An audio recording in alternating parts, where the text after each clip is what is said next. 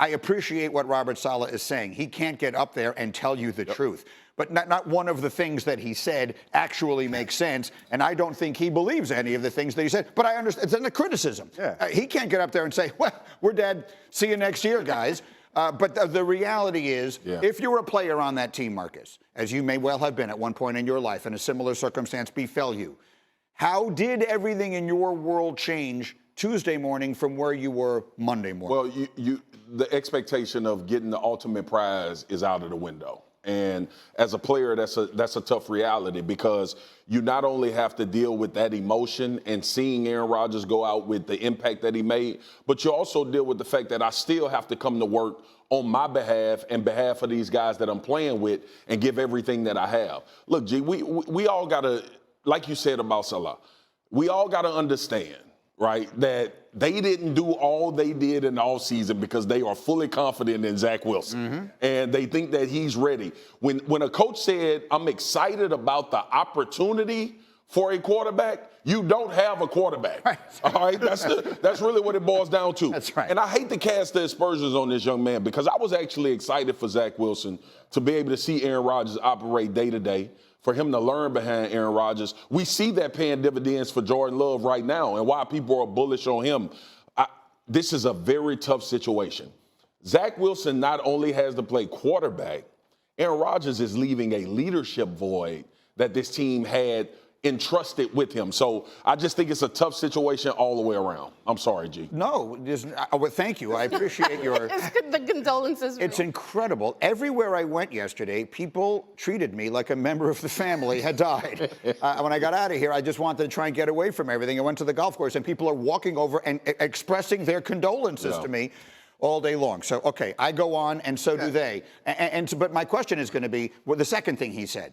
The quarterback piece of it is devastating enough, but this entire organization was built around one person. And when that one person goes down in the first 5 minutes, what do you do? He didn't die. He's still there. So I disagree slightly, because I believe the leadership role that he occupied, he can still occupy. He can? He can, and the maturity that we hoped that he was going to bestow onto Zach Wilson, he can still try to do that. And he can still be there to talk through and give the guys confidence. I don't think that the season is all the way over for them in their minds, even though maybe us in the media, we feel that way. But it's not over for them in their mind. They went from the macro view of we're going to win a Super Bowl, so let's get through this week. And I do think if they can get a win, or if they can even play well, and Zach cannot turn the ball over, they'll leave this week's game with some confidence. I know the ceiling is lowered, but they'll leave with, come on. Green is not listening to a never single been thing in a locker room and convince yourself that you had a chance when you ain't have a chance? Well, yeah, but you know, you still know you don't have a chance. But what I was saying, Foxy, not so much as the voice. Yeah. I'm talking about seeing him play. Yeah. That's like different. just seeing him play week in and week out and getting prepared for a game to play at such a high level. Well, not so much the talking. Well, I actually agree with Domonique here in that we lauded Aaron Rodgers as the ultimate team guy, ultimate team leader. We saw that on Hard Knocks. Now Aaron Rodgers has an opportunity to still be that guy. He has an opportunity, though he's hurt, to still be a guy that these players can look at. I think what Garrett Wilson said on Bart and Hahn was great yesterday. He said, I looked at him at halftime and I just said, I love you. And Rodgers said, I'm sorry, kid.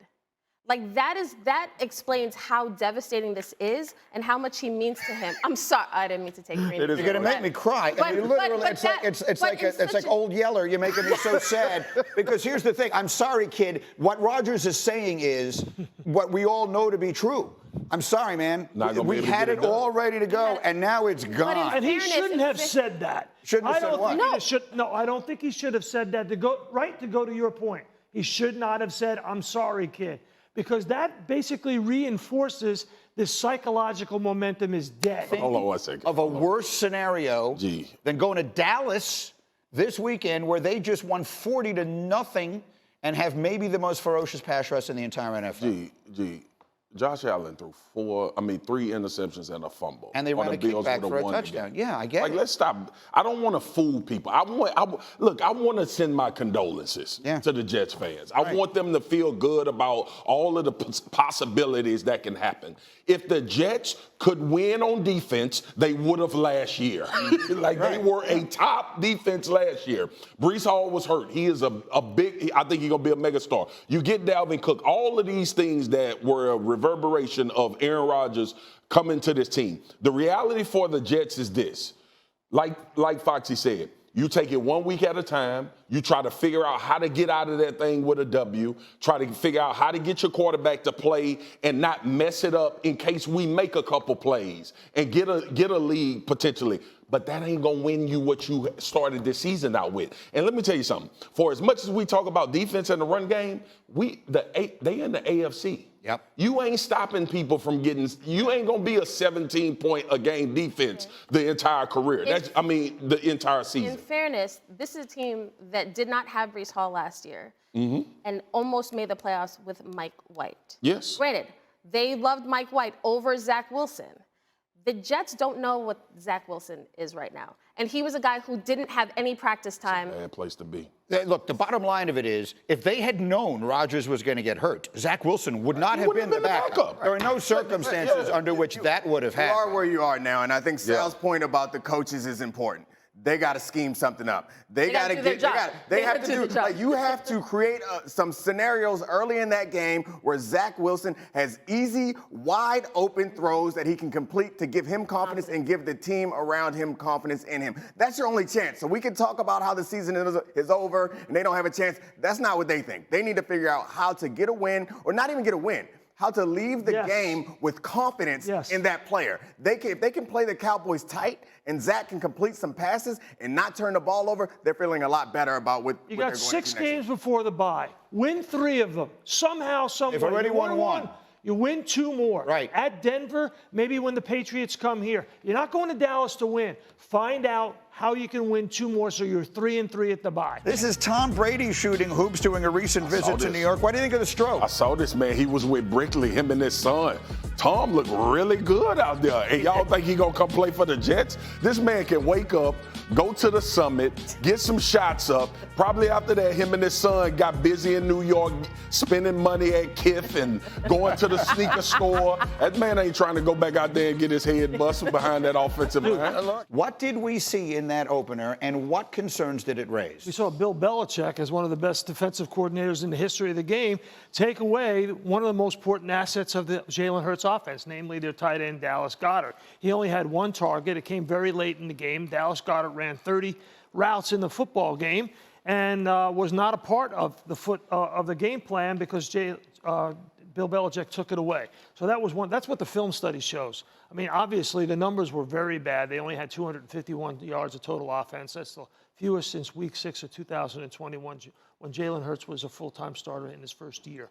So what did they do? They took away the middle of the field, and every time Jalen Hurts started to target somebody, whether it was Javonte Smith, whether it was A.J. Brown, whether it was Kenny Gainwell, Steve Belichick, Bill Belichick just took that away. So what's what they do? And the Eagles did not have an answer. Now, with all that being said, it was a horrible day there. They did not play their starters in the preseason, and yet they fought through it and won on the road. Hard to do. Harder still to win on the road in Foxborough against Bill Belichick. They fought through it, and they got a victory, and now they have to play tomorrow night at home against the Vikings. So they got a lot to clean up in a short period of time. It's going to be a work in progress. How much concern should we have for the Eagles' offense after this sensational season? Gee, I'm not concerned about the offense. I'm more leaning towards that's a tough road win for you week 1 when Belichick, you've schemed and you've had all summer. Yeah. You get Bill Belichick all summer to get ready for you. He going to have some things for you. The concern for me lays on the other side of the football in the youth. And you can see it a little bit with Mac Jones being able to take the seams, understanding that this defense it's a work in progress. Now Nakobe Dean is out. That was the part of the Eagles team that I thought, because defensively, young guys get better with time and reps. Jalen Carter was a bright spot. We all thought he would be that guy up front. I think the Eagles are fine. I'm not pushing the panic button. Man, listen. When you can go into a game, turn the football over, play against Bill Belichick, give up some things defensively, and still come out, and they scored a defensive touchdown with Darius Slay, I think the Eagles walk away saying we got a lot of tape that we can learn from and coach from, but that's a hell of a win. Yeah, you're going to have some ugly games through the course of the season. You hope that they're ugly wins. You also hope that they're not week one, and they had an ugly win. They should feel good about it with two brand new coordinators on offense and defense, once again going up against a team that had a long time to prepare. They figured out a way to win, and they can go back and have the tape study without people feeling bad. You can have the tape study and go over what went wrong without pointing out that we are 0-1. I'm sure the Chiefs would love to be in the same situation where they had a rough game. They would love to have a win under their belt to point to. That's fair. So then let's switch it to this. Kmart, we're going to do a thing on the radio show today, which I'll call mulligans. Which week one, everyone you get one mulligan. Which, for those who don't know, that's a golf expression when you get a second chance. Shot over. So I thought the Eagles going into this season, I absolutely picked Philly ahead of Dallas in the NFC East. Now we've seen one game. You just did your impressions. I did. It's one impression. Yes. The Cowboys look like their defense is the '85 Bears and whatever else, and the Eagles is shaky, although we'll win. If I gave you a mulligan. Do you still believe the Eagles are the better team than the Cowboys in the long run? Preseason, or this offseason, we talking about the Cowboys. I actually thought the Cowboys would win the division. You did? I did. Okay. But I don't think you should base it off of week one. I think everybody's got to just pull an Aaron Rodgers and just calm down just a little bit. Don't say that. I can't. Sorry. Don't say Okay, that. I'm sorry. Don't do too that. soon, guys. Too soon. Much too soon. But no, it's week one. That's two, Kmart. That is. That's two today. Week one. What we saw from the Cowboys, very impressive. The Cowboys roster and their talent, their defense has never been a question. The Cowboys are always the Cowboys' biggest obstacle when it becomes late in the season. So would I go back and change my decision? No. Sal, first impression, mulligan. If I gave you a mulligan, I know if you want your mail delivered and your hair cut properly in South Philly. What are we doing here? There are no circuit.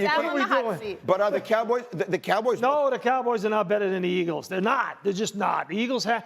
Hey, listen, Nick put it as succinctly as possible in much fewer words than I did. Listen, the Eagles won a football game on the road in the NFL in week one when they didn't play their starters in the preseason. They grind through it.